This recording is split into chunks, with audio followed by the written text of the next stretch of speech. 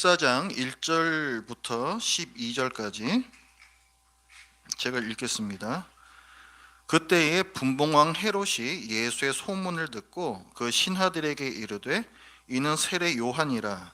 그가 죽은 자 가운데서 살아났으니 그러므로 이런 능력이 그 속에서 역사하는도다 하더라. 전에 헤롯이 그 동생 빌립의 아내 헤로디아의 일로 요한을 잡아 결박하여 옥에 가두었으니 이는 요한이 헤롯에게 말하되 당신이 그 여자를 차지한 것이 옳지 않다 하였음이라. 헤롯이 요한을 죽이려 하되 무리가 그를 선지자로 여김으로 그들을 두려워하더니 마침 헤롯의 생일이 되어 헤로디아의 딸이 연석 가운데서 춤을 추어 헤롯을 기쁘게 하니 헤롯이 맹세로 그에게 무엇이든지 달라는 대로 주겠다고 약속하거늘 그가 제 어머니의 시킴을 듣고 이르되 세례 요한의 머리를 소반에 얹어 여기서 내게 주소서 하니 왕이 근심하나 자기가 맹세한 것과 그 함께 앉은 사람들 때문에 주라 명하고 사람을 보내어 옥에서 요한의 목을 베어 그 머리를 소반에 얹어서 그 소녀에게 주니 그가 자기 어머니에게로 가져가니라. 요한의 제자들이 와서 시체를 가져다가 장사하고 가서 예수께 아뢰니라. 아멘. 예수님께서 이 땅에 계시는 동안에 매우 바쁘게 일을 하셨습니다. 말씀을 가르치시고 하나님 나라의 복음을 전파하시고 또 병자들 고치시고, 예수님의 말씀은 율법 교사들의 권위를 훨씬 뛰어넘는 매우 능력이 있는 말씀이었습니다. 그리고 예수님께서 일으키신 기적들은 보통 사람은 도저히 일으킬 수가 없는 매우 놀라운 말 그대로 기적이었습니다. 그래서 유대인들이 예수님을 어떻게 생각했는가? 다양한 생각들이 있었습니다. 16장 13절부터의 말씀을 보면 어떤 사람들은 예수님을 가리켜 세례 요한이다 말했고, 어떤 사람들은 엘리야다 말했고, 어떤 사람들은 또 예레미야다 말했고, 또 어떤 사람들은 새로운 선지자가 오셨다 이렇게 얘기를 했습니다. 공통점이라면은 다시 살아난 선지자 혹은 새로 오신 선지자, 하여간 선지자다 이런 공통점이 있겠는데, 물론 예수님에 대해서 잘못 생각하고 있는 것이지만 그래도 좋게 생각하고 있는 것은 분명합니다. 반면에 예수님을 적대시하는 사람들도 있었습니다. 그 대표적인 사람들이 바리새인들이죠. 그들은 예수를 보면서 저 사람은 율법을 파괴하고 자기를 하나님으로 높이는 이단의 괴수다 이렇게 여겼습니다. 오늘 본문이 14장인데 그 위에 13장 53절부터의 말씀을 보면 예수님의 고향 사람들도 예수님을 안 좋게 생각했음을 알 수가 있습니다.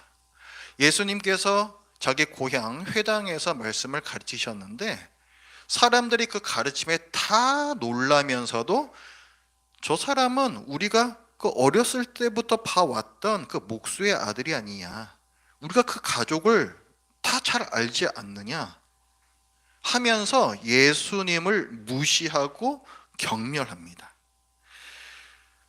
13장 57절에서는 예수님을 배척했다라고 했는데 따돌렸다는 얘기예요. 쉽게 얘기해서 지까지 게 뭐라고 지까지 게 뭐라고 나대고 있느냐. 근데 이게 예수님의 그 고향 마을 사람들만 그런 게 아니고 심지어 예수님의 가족들도 그랬습니다. 우리가 성경 이 복음서에 보면은 예수님의 가족들, 그 어머니 마리아와 그 형제들이 예수님께서 말씀을 가르치고 계신 현장에 찾아와서 예수님을 만나려고 해요. 그게 무슨 얘기냐면은 그 가족들도 예수님을 쟤 너무 나대는데 이렇게 생각을 했다는 것입니다. 그걸 어떻게 할 수 있냐면은 예수님께서 뭐라고 말씀하세요? 내 어머니와 내 형제는 여기에 있는, 그러니까 바깥에서 기다리고 있는 마리아와 자기 형제들이 아니라 여기에서 내 말을 듣고 있는 이 사람들이 내 가족이다, 이렇게 말씀하세요. 거기서 우리는 알 수 있습니다. 그 가족들도 예수님을 그리스도라고 믿지 않았던 거예요.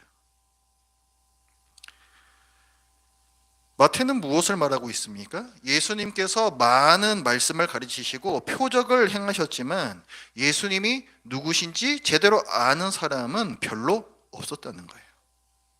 오늘 본문인 14장도 그런 내용입니다. 아까 그 13장 그 윗부분 저희들이 봤잖아요. 그 마을 사람들이 배척하는 거.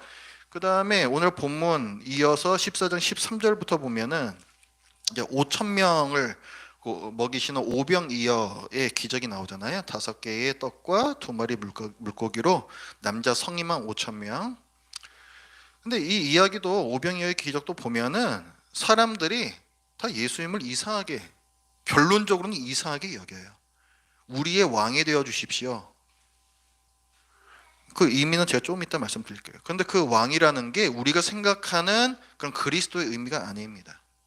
정치적인 왕, 그런 존재로서 예수님을 인식을 했다는 거예요. 그러니까 지금 보면은 어떤 맥락 가운데 있어요. 사람들이 계속해서 예수님을 오해하고 있다라는 것입니다. 지금 마태는 그걸 얘기를 하고 있습니다. 오늘 본문에 보면 1절과 2절에서 분봉왕 헤롯이 나옵니다. 분봉왕은 우리가 전에 봤던 헤롯 대왕하고는 다른 사람이에요. 헤롯 대왕의 아들입니다.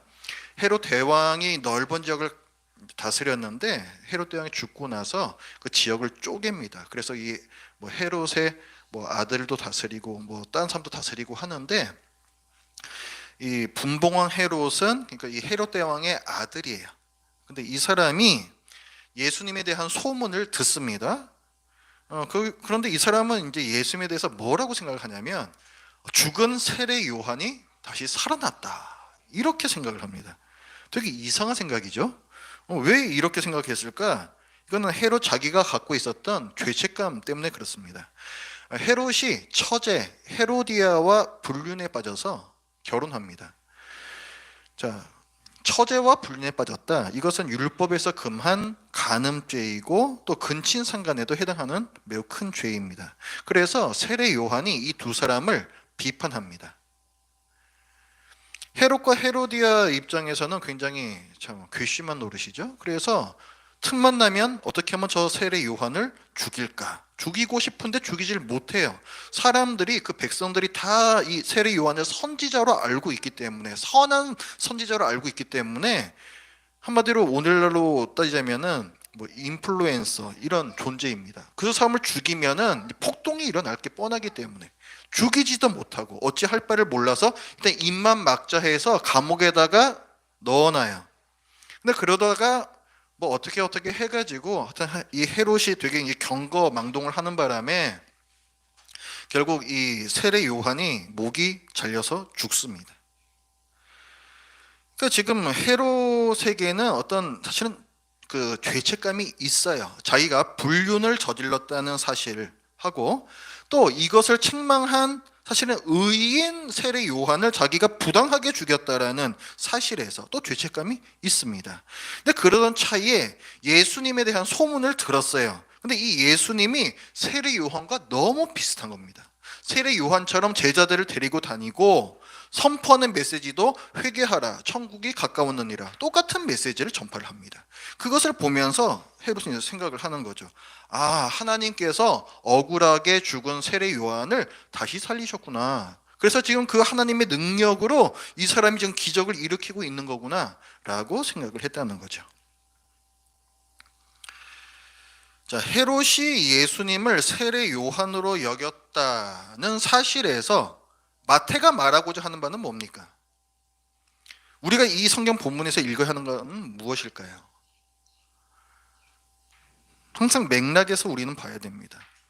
예수님과 가장 가까운 사람들, 고향 사람들, 심지어는 가족마저도 예수님을 오해했고, 그 지역을 다스리던 분봉왕 헤롯도 예수님을 세례 요한으로 잘못 알았다. 그래서 예수님을 예의주시하면서 경계하기 시작했다.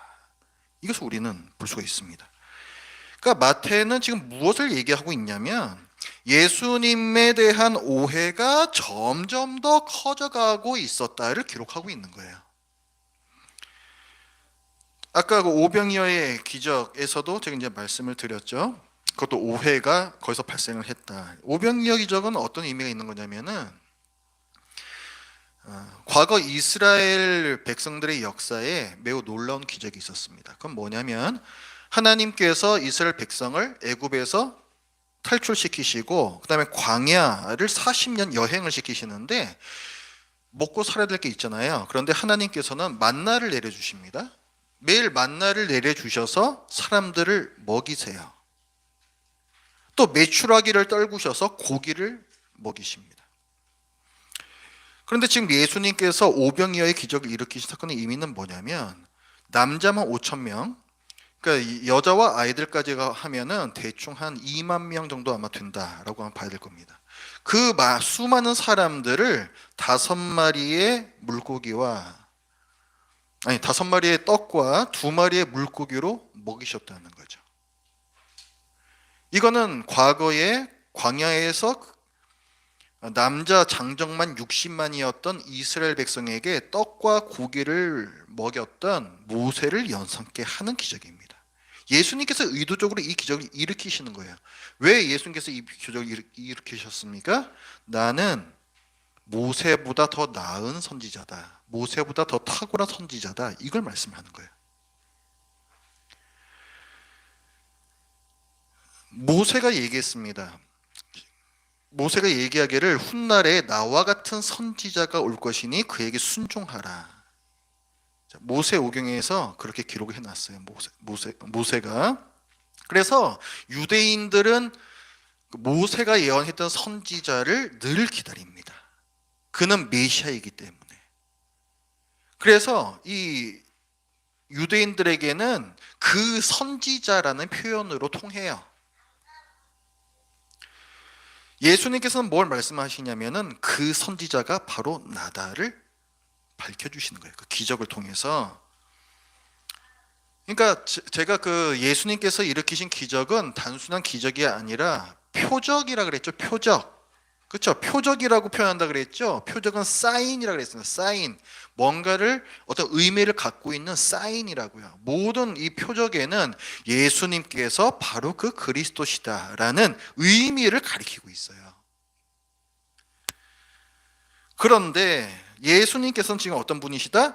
나는 너희를 죄에서 구원하기 위해서 이 땅에 온 메시아다, 이걸 말씀하시는데 유대인들은 예수님을 심지어 오병이어의 기적을 보면서도 이 정도 능력이면은 군대도 엄청 뿔릴 수가 있고 무기도 엄청나게 뿔려서 예수님께서 이 로마 제국을 아주 박살을 내실 수 있겠다, 이렇게 오해를 해요.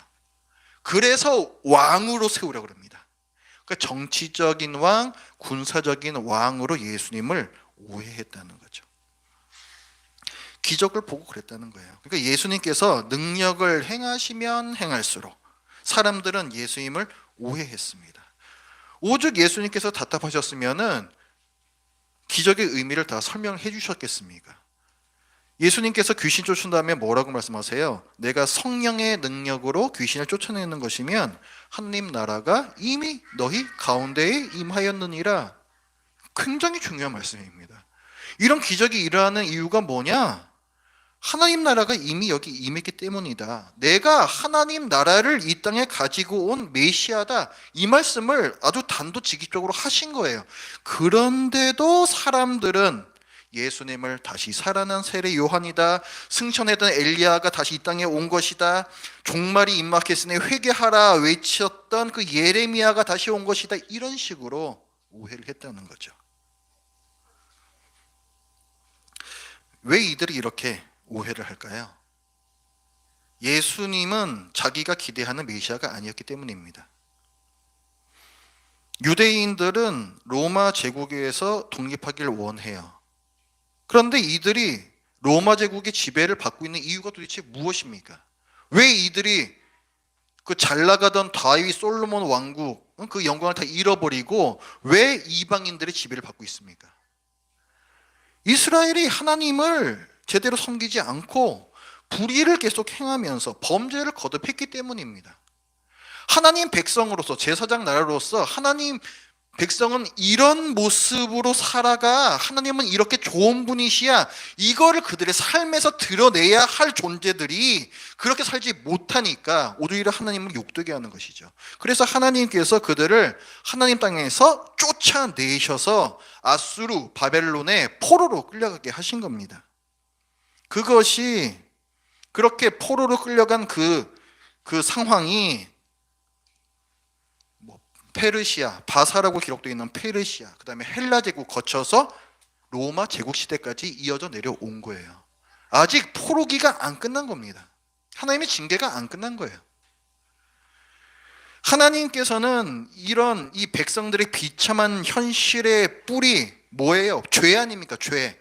이 죄 문제를 해결하기 위해서 십자가 대속을 이루실 예수 그리스도를 보내주셨고, 이스라엘에게는 그래서 회개하라, 하나님 나라가 갖고 오느라, 그것을 외치게 하시는 거예요. 너희들에게 중요한 것은 지금 이 죄 문제를 해결하는 것이다. 죄에서 회개하는 것이다. 하나님 내게로 되돌아오는 것이다. 이것을 계속 말씀을 하고 계시는데, 유대인들은 그 죄의 열매에만 지금 집중하고 있다는 거예요. 나라를 상실하고 이방인들에게 압제받고 있는 이 고통의 문제에만 집중하여서 이것을 해결해 줄 메시아, 나라를 독립시켜줄 그 능력자를 원했습니다. 그래서 예수님에 대한 오해는 점점 더 커져만 갔습니다. 우리는 예수님을 믿어 구원받습니다. 저는 예수님을 믿습니다 할 때에 이 말은 무슨 말일까요? 만약 내가 원하는 방향으로 내 문제를 해결해 주시고 내가 원하는 것을 주시는 분으로 예수님을 믿는다면 그것도 나는 예수님을 믿습니다, 얼마든지 얘기할 수 있는 것입니다. 그러나 그때의 예수님은 무당에 불과합니다. 내가 원하는 대로 되게끔 해주는 게 무당이잖아요. 애군을 쫓고 복을 가져다 주는 무당. 그러나 예수님께서는 다 잘 풀릴 거야, 내가 그렇게 해주마 라고 단 한 번도 말씀해 주신 적이 없습니다. 예수님께서는 늘 회개하라 말씀하셨습니다. 저는 예수님을 믿습니다 라는 말은 첫 번째는 저를 죄에서 구원해 주신 예수님을 믿습니다 라는 뜻이고, 두 번째는 제가 잘 되든 잘 안 되든 저는 예수님을 신뢰합니다, 끝까지 믿습니다 라는 뜻입니다. 이 믿음을 통해서, 이 신뢰를 통해서 죄에서 구원받고 하나님 나라를 누리는 복을 받습니다.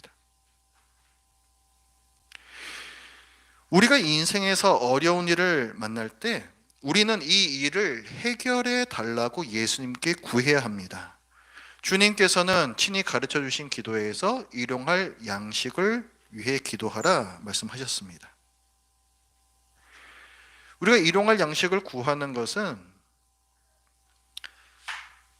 하나님을 신뢰하는 데서 나오는 기도예요. 내게 필요한 것을 주실 수 있는 하나님을 내가 신뢰하기 때문에 드릴 수 있는 기도입니다. 그 신뢰가 없다면 이 기도를 드리지는 못합니다. 그리고 예수님께서도 이런 모범을 보여주신 부분이 있습니다. 예수님께서 이제 십자가에 달리실 날을 앞두고 그 겟세마네 동산에서 그 피와 땀을 흘리는 기도를 하시지 않습니까? 그런데 그 십자가 고난의 어려움을 앞두시고는 예수님께서 너무 힘드셨어요.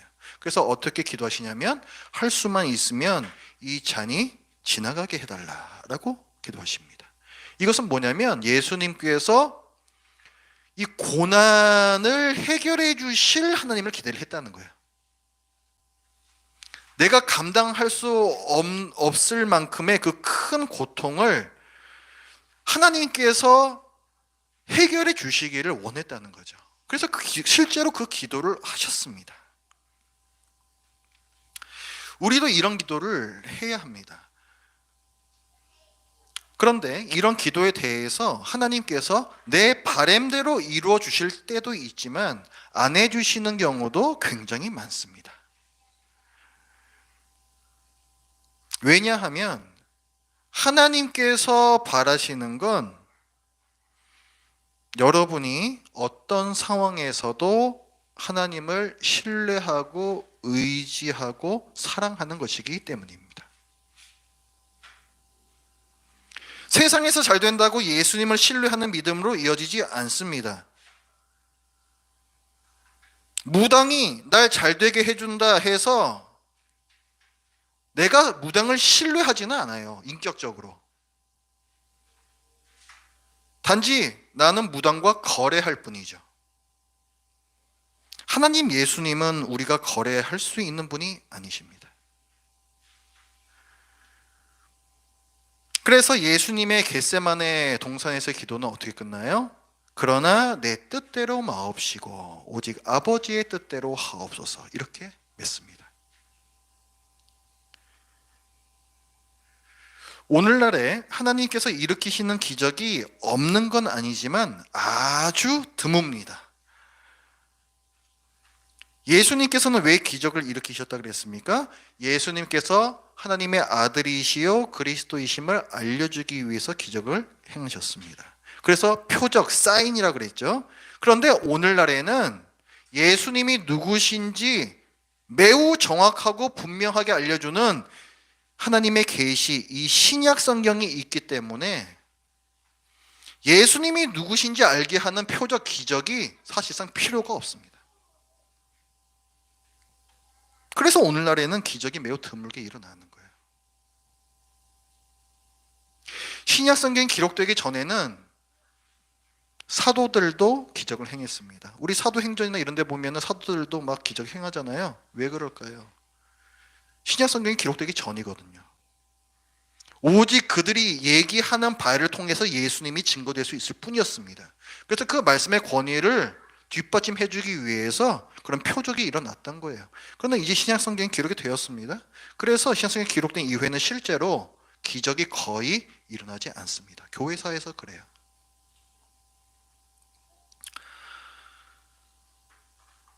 신약 성경이 기록되기 전 예수님과 사도들의 시대에는 사람들이 복음도 듣고 병과 귀신에서 해방되는 기적을 경험했습니다. 그들은 예수님께 자기의 절실한 필요를 구했고 현실적인 해결을 받았습니다.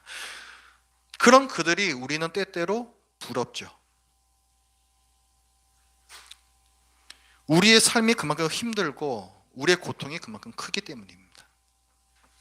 그런데 이 절실한 필요가 때로는 예수님에 대한 오해를 불러일으켜요. 이때의 사람들의 어려움을 해결해 주신 예수님께서 나의 어려움도 해결해 주실 수 있다는 기대, 이 기대는 정당합니다. 그리고 하나님께서 내 모든 어려움들을 해결해 주실 수 있다라는 것도 사실입니다. 해결해 주실 수 있지요. 하나님은 전지전능하신 분이기 때문에. 그런데 하나님께서는 내 어려움을 해결해 주시지 않습니다. 그러면 우리는 어떤 생각이 듭니까? 이게 어찌 된 일인가 싶고, 하나님이 나에게는 무관심한가 싶고, 하나님이 정말 있기는 한 건가? 시험에 빠집니다. 어디서부터 잘못된 걸까요? 이 당시에 예수님의 표적의 의미를 잊은 거예요. 왜 이런 기적을 일으키셨는지 그 목적을 잊은 것입니다. 예수님을 알게 하시기 위해서 일으키신 이 기적, 이거를 잊고 예수님께서 해결해 주셨으면 싶은 문제에 파묻히면, 그럼 이때부터 예수님의 고향 사람들처럼, 또 분봉왕 헤롯처럼, 또 독립이 절실했던 유대인들처럼 예수님이 누구신가에 대해서, 예수님이 내게 뭘 해주실 수 있는가에 대해서 오해하게 됩니다. 이 사람들이 나중에 어떻게 됩니까? 다 예수를 죽여라 라고 얘기합니다. 자기가 기대하는 예수님이 아니구나를 알게 되었을 때 그들은 상처받고 배신감을 느껴서 죽여라 외쳐요. 마치 그랬던 것처럼 우리도 내가 원하는 예수님이 아닐 때, 내가 원하는 바대로 예수님께서 해주시지 않을 때 나는 상처받고 배신감을 느끼고 분노하고 예수님을 원망하게 될 수 있습니다. 그렇다면 우리는 어려움 중에 혹은 다른 사람이 어려움 중에 있을 때 어떻게 기도해야 할까? 하나님의 뜻대로 기도하면 되는 거예요. 하나님의 뜻대로. 예수님께서 이 말씀이 되었던 표적이 되었던 이것을 통해서 알려주시고자 했던 게 무엇이었습니까? 예수님이 누구신가 그걸 알려주고 싶으셨던 거예요. 그러면 우리는 그것을 위해서 기도하면 되는 겁니다. 우리는 내 문제가 좋게 해결되든지 나쁘게 해결되든지 아예 해결이 되지 않든지 결과가 어떠하든지 이 일을 통해 내가 예수님을 더 알게 해달라고, 하나님을 더 알게 해달라고 기도를 해야 되는 거예요. 바울 사도가 에베소 교인들을 위해서 기도할 때 그렇게 기도를 했습니다. 우리 에베소서 1장 16절 말씀 한번 볼게요. 에베소서 1장 16절 바울의 중보 기도입니다.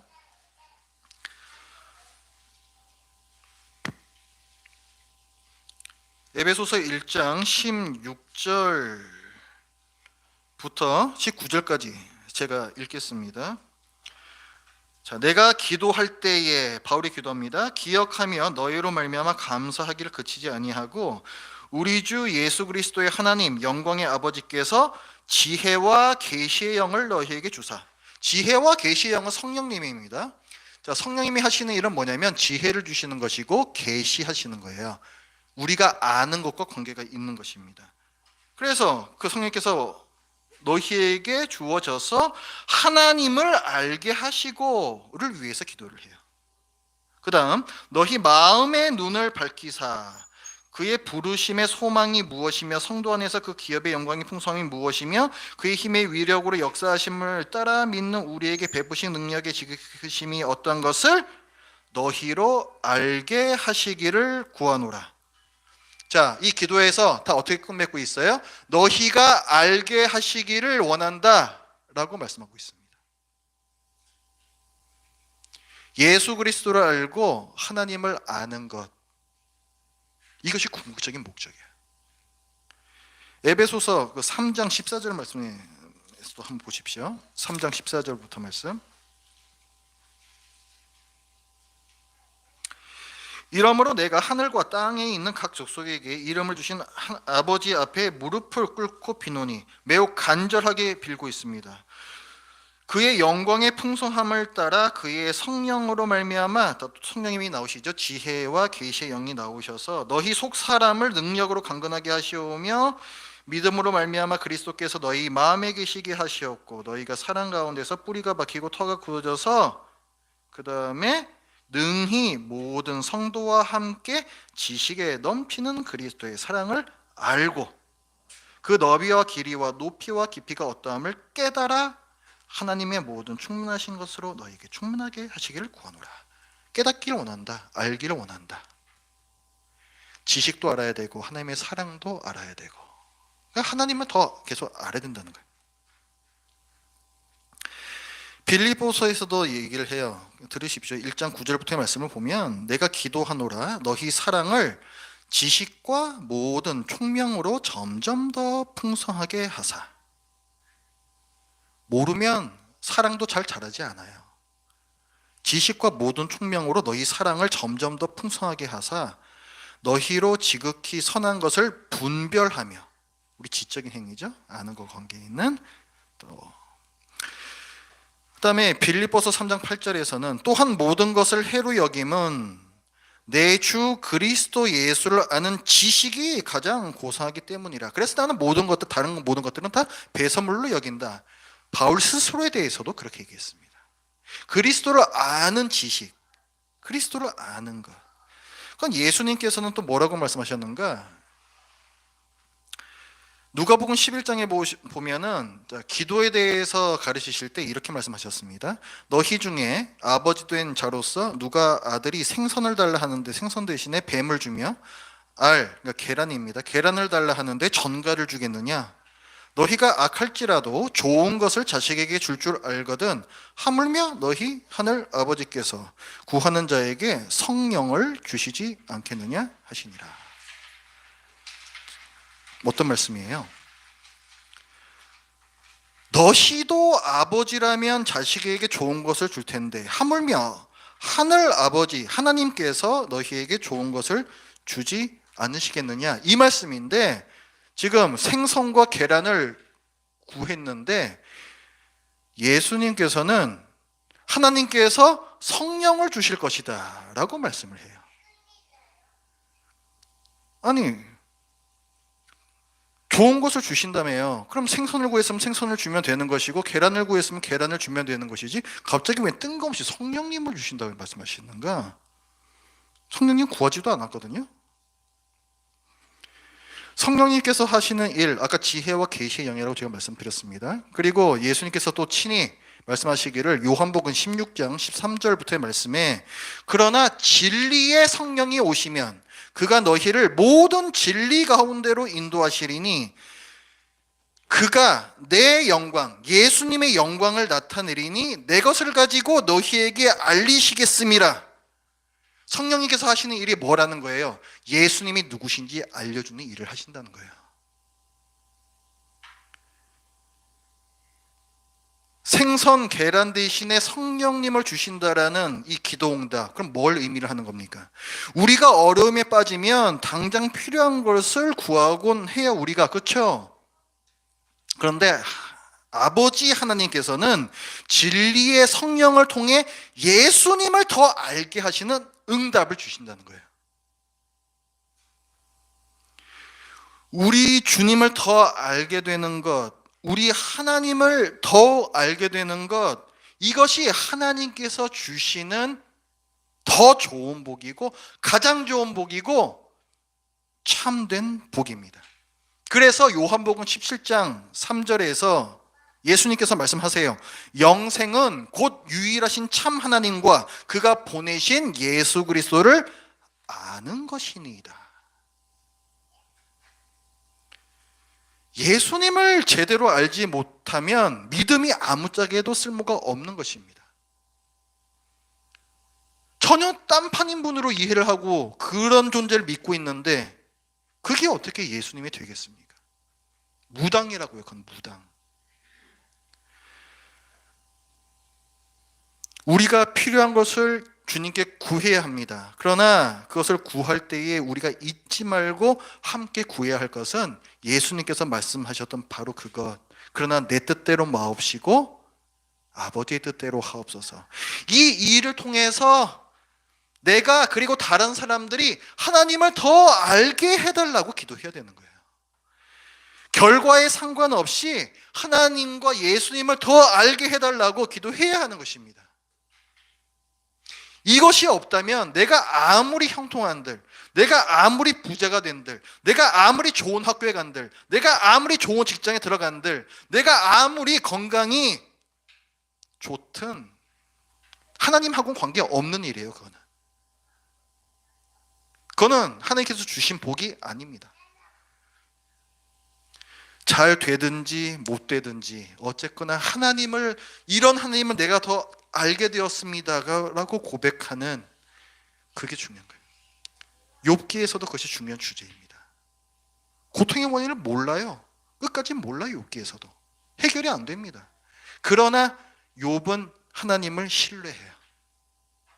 내가 하나님을 더 알게 되었나이다 라고 고백을 합니다. 예수님은 누구신가? 우리 죄를 대속하여 우리를 하나님 나라의 백성으로 만드신 분이십니다. 죽음에서 다시 사셔서 우리도 부활할 것을 보장해 주신 거예요. 부활의 첫 열매가 되십니다. 그래서 우리가 더 이상 죽음을 두려워할 이유가 없게 해주신 분이에요.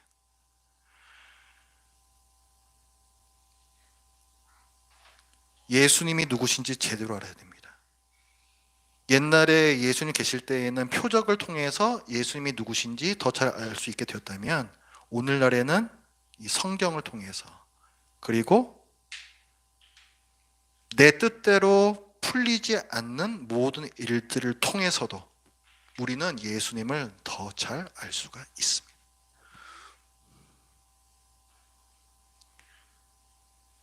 성경에서 또 우리의 삶 가운데서 예수님께서 누구신지 제대로 알고 또 하나님을 더욱 알게 하시는 이 참 형통, 세상에 줄 수 없는 참 복을 누리는 우리 모두가 되길 바랍니다. 기도하겠습니다. 하나님 아버지, 오늘 세례 요한의 죽음을 통하여서 예수님께서 이 사건을 오히려 더 오해받으시고 예수님이 누구신지가 오히려 더 가려지는 이 안타까운 일들을 보았습니다. 어쩌면 저희에게도 이런 무지함과 또 어리석음이 있지는 않은지요. 예수님께서 우리에게 주시고자 하는 복이 있는데 우리는 그저 세상 사람들이 원하는 것들을 바라면서 그것들이나 챙겨주시는 그런 예수님을 나는 예수님을 믿습니다 라는 고백으로 하고 있지는 않습니까? 하나님 아버지, 어떤 일을 통해서든지 저희들이 늘 하나님을 더 알게 되고 예수 그리스도를 더 알게 되는 이 참복을 누리게 하여 주시옵소서. 우리의 마음 가운데에서 내가 예수님의 주인이 되려고 하는 이 교만함을 없애주시고 하나님을 온전히 하나님으로 알고 예수님을 온전히 주님으로 알아서 모든 일들이 다 주님의 주권 아래에 있다라는 이 올바른 신앙으로 우리에게 주어진 이 모든 고난과 고통과 시련을 이겨내는 참 힘을 허락하여 주시옵소서. 예수님의 이름으로 기도드립니다. 아멘. 찬송